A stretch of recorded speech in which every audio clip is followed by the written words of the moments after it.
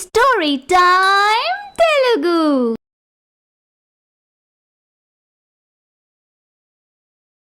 అందరికీ నమస్కారం. ఈరోజు మనం తెలుసుకోబోతున్న స్టోరీ పెద్దరికం. రామాపురం అనే పల్లెటూరులో జగన్నాథం అనే జమీందారు కుటుంబం ఉంటుంది. వంశపారంపర్యంగా ఆ ఊరికి పెద్దగా ఆ వంశం వాళ్లే ఉంటూ ఉంటారు. జగన్నాథానికి ఒక కూతురు, పేరు భువనేశ్వరి. భువనేశ్వరి చిన్నప్పుడే తల్లి చనిపోతుంది. జగన్నాథానికి కొడుకులు లేకపోవటంతో తన తర్వాత ఆ ఊరి బాధ్యతల్ని కొనసాగించేలా కూతురికి అన్ని విషయాల్లోనూ మంచి చెడు నేర్పిస్తూ పెంచి పెద్ద చేస్తాడు. భువనేశ్వరికి పెళ్లి వయసు రాగానే తన దూరపు బంధువైన రఘురాం అనే అబ్బాయికిచ్చి పెళ్లి చేసి ఇల్లరికపు అల్లుడిగా తెచ్చుకుంటాడు జగన్నాథం. అలా రోజులు గడుస్తూ ఉంటాయి. కొద్ది కాలానికి భువనేశ్వరికి ఒక కూతురు, ఒక కొడుకు పుడతారు. అప్పటికే తండ్రి జగన్నాథం చనిపోవటంతో ఆ ఊరి పెద్దగా ఆ ఊరి జనం మంచి చెడు భువనేశ్వరి చూసుకుంటూ ఉంటుంది. తండ్రిలాగానే భువనేశ్వరి కూడా చుట్టుప్రక్కల మంచి పేరు పలుకుబడి సంపాదించుకుంటుంది. ఆ ఊర్లో ఎవరికి ఏ ఆపద వచ్చినా భువనేశ్వరి సహాయం చేయటానికి ముందుంటుంది. ఆ ఊరివాళ్లు ఆమె మాటకి ఎదురు చెప్పరు. భువనేశ్వరి భర్త రఘురాం కూడా భార్య మాటను గౌరవిస్తాడు. అలా సంవత్సరాలు గడుస్తూ ఉంటాయి. ఒకరోజు భువనేశ్వరి, రఘురాం హాల్లో కూర్చొని మాట్లాడుకుంటూ ఉంటారు. అప్పుడే అక్కడికొస్తారు కొడుకు ఆదిత్య, కూతురు కీర్తన. ఆదిత్య డిగ్రీ ఫస్ట్ ఇయర్ చదువుతూ ఉంటాడు. కీర్తన ఇంటర్ సెకండ్ ఇయర్ చదువుతూ ఉంటుంది. అమ్మా, మేం కాలేజ్కి వెళ్ళొస్తాం. బాయమ్మా. బాయ్ నాన్నా. అలాగేనమ్మా, జాగ్రత్తగా వెళ్ళి రండి. రఘురాం పిల్లలిద్దరికీ పాకెట్ మనీ ఇస్తాడు. థ్యాంక్స్ నాన్నా అని చెప్పి అక్కడి నుంచి బయలుదేరి వెళ్ళిపోతారు.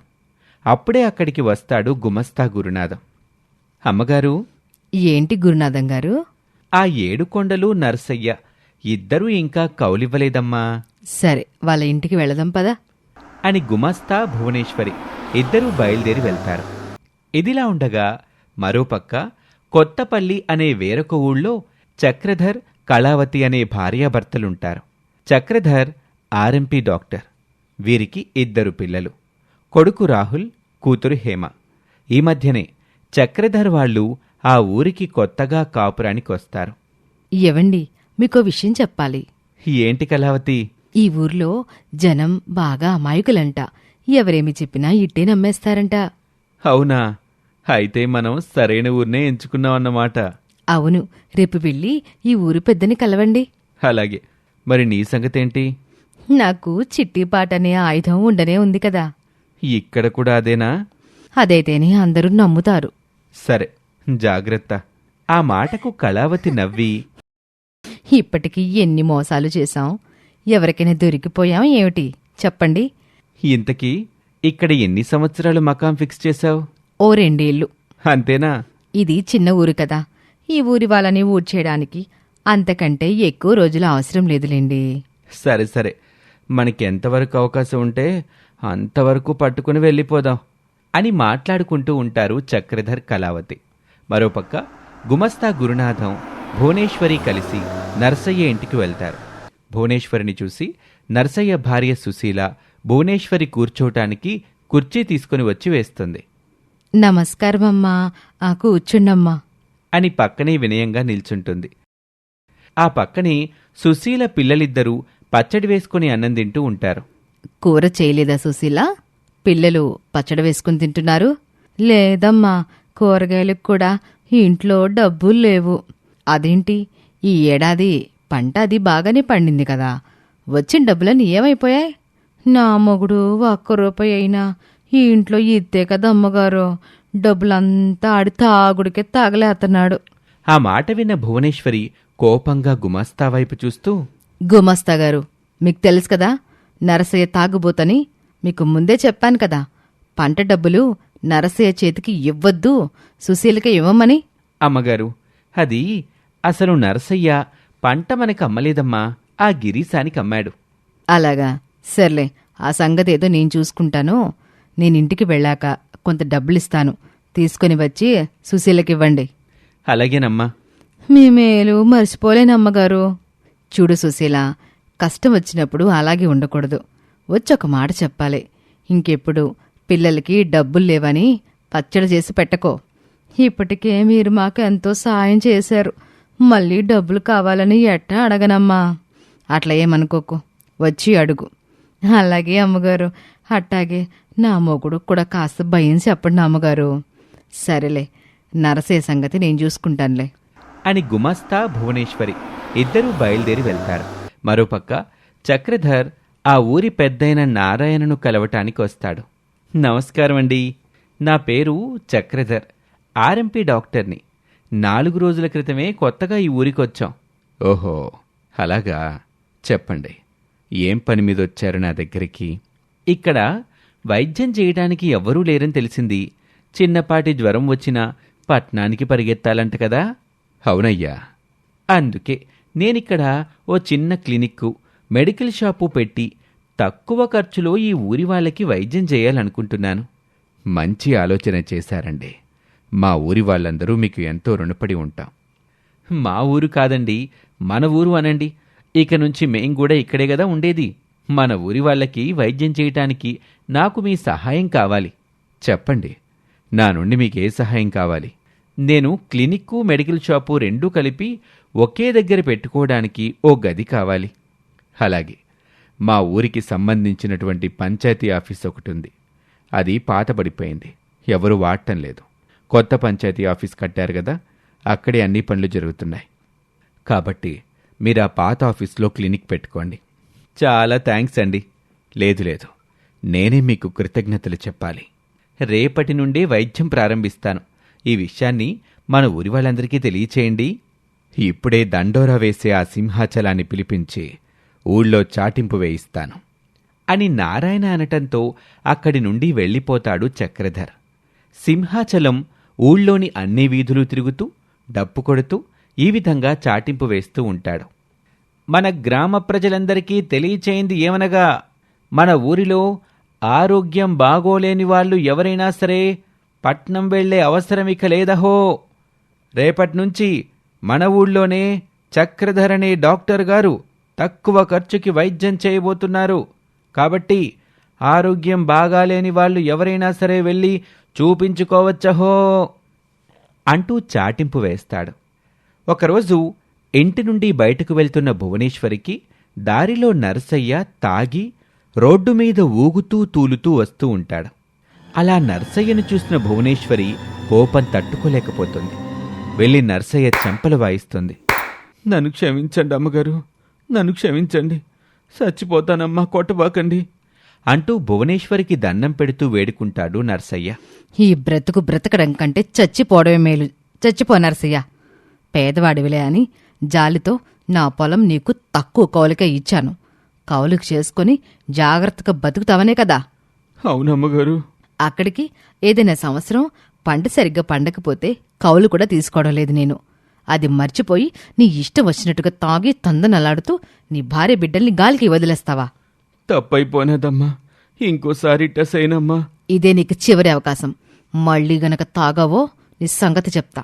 అట్టాగే అమ్మగారు అని చెప్పి అక్కడి నుంచి వెళ్ళిపోతాడు నర్సయ్య. గుమస్తా గారు, ఆ సారాకొట్టు వేరే ఎగాడి దగ్గరికి వెళ్దాం పదండి అని చెప్పి కారులో బయలుదేరతారు భువనేశ్వరి, గురునాథ. సారా కొట్టు యజమాని వీరయ్య భువనేశ్వరిని చూసి మర్యాద కూడా ఇవ్వకుండా అలాగే కూర్చుని ఉంటాడు. ఏమిట్రా, అమ్మగారిని చూసి కూడా మర్యాదిచ్చి లేచి నిలబడకుండా అలాగే కూర్చుని ఉన్నావు? ఆవిడికి నేనెందుకు మర్యాద ఇవ్వాలి? ఆవిడేమైనా నన్ను, నా కుటుంబాన్ని పోషిస్తుందా ఏంటి? నాకు డబ్బు సహాయం చేసి నా జీవితాన్ని ఏమన్నా నిలబెట్టిందా? నీ మర్యాద ఎవడికి కావాలి వీరయ్య? నేనిక్కడికొచ్చింది నీ మర్యాద తీసుకోవడానికి కాదు, ఊరి బయట ఈ సారా కాంపౌండ్ తీసేమని చెప్పడానికి. అది చెప్పడానికి మీరెవరు? నేను నా డబ్బుతో పెట్టుకున్నాను. అమ్మగారి ఊరి పెద్ద అనే విషయం మర్చిపోయావా? ఆవిడ ఊరి పెద్దయితే మీలాంటి వాళ్ళందరికీ గొప్ప అయ్యుండొచ్చు, నాకు కాదు. నీ సారా కొట్టు వలన మా ఊర్లోని చాలా కుటుంబాలు పాడైపోతున్నాయి. అలా జరగడానికి వీల్లేదు. వెంటనే నీ షాపు తీసేయ్. మీరు ఎన్ని చెప్పినా నా షాపు మూసేది లేదు. నా వెనుక భుజంగరావు గారున్నారు. ఆయనే ఈ షాప్కి పెట్టుబడి పెట్టి నడిపిస్తున్నారు. కావాలంటే వెళ్ళి ఆయన దగ్గర మాట్లాడుకోండి అని పొగరుగా సమాధానం చెప్తాడు వీరయ్య. భువనేశ్వరి కోపంగా అక్కడి నుంచి వెళ్ళిపోతుంది. భువనేశ్వరి భుజంగరావు రైస్ మిల్కి వెళ్తుంది. భుజంగరావు భువనేశ్వరికి దగ్గర బంధువే, పెదనాన్న వరుసవుతాడు. అతను డబ్బు పిచ్చి మనిషి. పేరుకే భూస్వామి అయినా రూపాయి కూడా ఎవరికీ దానధర్మాలు చేయడు. భువనేశ్వరికి ఊళ్ళో ఉన్నటువంటి పలుకుబడి, ఊరి జనం ఆవిడికిచ్చేటువంటి మర్యాద చూసి కుళ్ళుకుంటూ ఉంటాడు. భుజంగరావు పద్ధతులు నచ్చక భువనేశ్వరి అతనికి దూరంగా ఉంటుంది. ఇన్నాళ్ళకు గుర్తొచ్చాడా నీకీ పెద్దనాన్న? మిమ్మల్ని నా పెదనాన్న అని చెప్పుకోవడానికి నాకు సిగ్గుగా ఉంది. భువనేశ్వరి అంటూ గట్టిగా అరుస్తాడు భుజంగరావు. మీ అరుపులకి ఇక్కడ భయపడే వాళ్ళెవరూ లేరు. ఊరి బయట ఉన్న మీ సారా కొట్టు వలన అమాయకులైనటువంటి వాళ్ల కుటుంబాలు నాశనమైపోతున్నాయి. పీకల దాకా తాగటం తెలిసినవాడు అమాయకుడెలా అవుతాడు? మీ షాపు లేకపోతే ఊర్లో మగాళ్ళెవరూ సారా తాగరు కదా. వాళ్ళని తాగమని నేను చెప్పానా? వాళ్ళని నా షాప్కి రాకుండా ఆపుకో. ఒకవేళ నేను షాపు తీసేసినా ఇంకొకడు పెడతాడు. అదీగాదంటే వీళ్లే పక్కూరికెళ్ళి తాగొస్తారు. అప్పుడేం చేస్తావు? వాళ్ళను వాపగలవా? తాగుడు రుచి మరిగినవాడు ఏం చేసినా మారడు. వాళ్ళని తాక్కుండా ఉంచు. అప్పుడు నా వ్యాపారాన్ని నేనే మానేస్తాను. ఇంతమంది ఉసురు పోసుకుంటున్నావు. నీకు ఆ పాపం తగలకపోదు. తగిలినప్పుడు చూద్దాంలే పో అంటూ భుజంగరావు పొగరుగా సమాధానం చెప్పటంతో ఇప్పటికైనా నీలో కొంచెమైనా మార్పు వచ్చుంటదిలే అని భ్రమపడి రావడం నాది తప్పు అని చెప్పి అక్కడి నుంచి వెళ్ళిపోతుంది భువనేశ్వరి. ఓ రోజు కొంతమంది ఆడవాళ్లు అరుగుపై కూర్చుని ముచ్చట్లాడుకుంటూ ఉంటారు. కళావతి వాళ్ళ దగ్గరికి వెళ్ళి పరిచయం చేసుకుంటుంది. నమస్కారమండి, నా పేరు కళావతి. ఈ ఊరికి కొత్తగా వచ్చాం. నమస్కారమండి, మీరు మాకెందుకు తెలీదు? ఆ డాక్టర్ గారి భార్య గారే కదూ? అవును. రండి ఇలా కూర్చోండి అంటూ కళావతికి చోటిస్తారు అక్కడున్న ఆడవాళ్లు. కొద్దిసేపు వాళ్లతో మాట్లాడిన కళావతి నెమ్మదిగా తన పథకాన్ని అమలు చేయటం మొదలుపెడుతుంది. అవును, మీ అందరూ డబ్బులు ఎక్కడ దాచుకుంటారు? ఏ రోజుకా రోజు కూలి నాలి చేసుకుని బ్రతికేటోళ్ళం. దాచుకోవడానికి మా దగ్గర డబ్బులు ఎక్కడుంటాయమ్మా? 3 పూట్ల తిండికే చాలడం లేదు, ఇకేం దాస్తాం? అలా అయితే మీ జీవితాలు బాగుపడేది ఎప్పుడు? నా మొహం బాగుపడతాయి, ఈ జీవితాలు ఎట్టపోయేవే. డబ్బు పొదుపు లేకపోతే ముందు ముందు రోజుల్లో చాలా ఇబ్బందులు పడాల్సి వస్తుంది. మీ పిల్లల్ని చదివించడానికి, మీకు రోగాలు వస్తే ఖర్చు పెట్టుకోవడానికి డబ్బులు కావాలి కదా. మీరు చెప్పింది నిజమే, కానీ దాచేంత డబ్బులు మా దగ్గర ఎక్కడవి? ఖర్చులు తగ్గించుకుని సంపాదిస్తున్న దానిలో నుంచి కొంత డబ్బు పక్కకు తీసి దాచుకోవాలి. అలా చేసే చాలామంది ధనవంతులయ్యారు. మీరు చెప్పింది నిజమే, కానీ ప్రతి నెల పట్నంలో ఉన్న బ్యాంకుకి వెళ్ళడం అంటే డబ్బులు వేయడం అవన్నీ మాకు చేతకాని పనులు.